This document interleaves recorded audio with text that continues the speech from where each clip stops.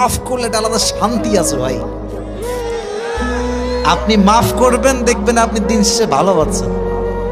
আর আপনি খালি ভাববেন যে আমি প্রতিশোধ দিব, ওরে আমি দেখে ছাড়বো, রিভেঞ্জ নিয়ে ছাড়বো, আপনি প্রতিশোধের আগুনে জ্বলে পড়ে ছারখার হয়ে যাবেন।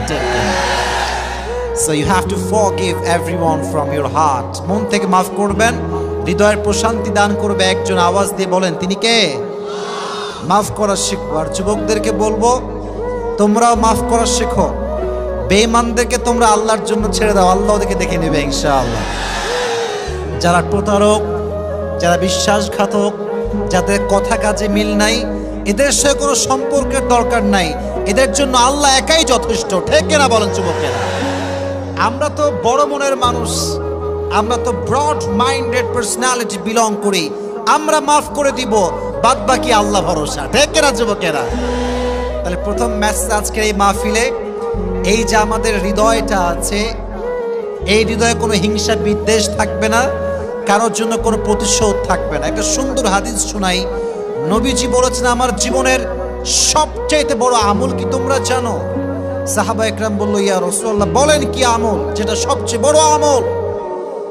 নবীজি বলেন, আমার জীবনের সবচেয়ে বড় সুন্নাত আমল হচ্ছে তুমি এক রাত কিংবা একটা দিন এমন ভাবে অতিবাহিত করবে যে তোমার হৃদয়ে কারোর জন্য কোনো হিংসা বিদ্বেষ থাকবে না। এটাই আমার সবচেয়ে বড় আমল। সুবহানাল্লাহ পড়েন আপনারা।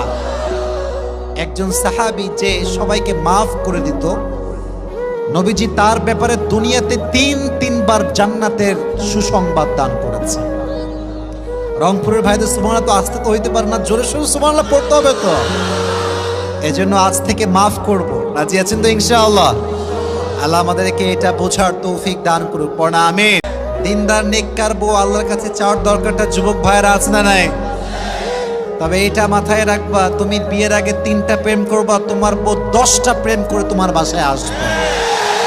তুমি 4 ঘাটের পানি খাবা, তোমার বউ 14 ঘাটের পানি খেয়ে তোমাকে বিয়ে করবে। এজন্য নিজের চরিত্র ভালো তো সব ভালো, নিজে ভালো তো দেশ ভালো, নিজে ভালো তো সমাজ ভালো। ঠিক কিনা? যে ছেলে যেমন হবে তার বউ তেমন হবে। কথা ঠিক আছে কিনা যুবক ভাইরা? জোরে বলতে হবে। এজন্য আমরা প্রথমেই মাথায় রাখি এইটা, ভালো জীবন সঙ্গিনী পেতে চাইলে নিজেকে আমরা পবিত্র রাখবো। রাজি আছেন তো ইনশাআল্লাহ?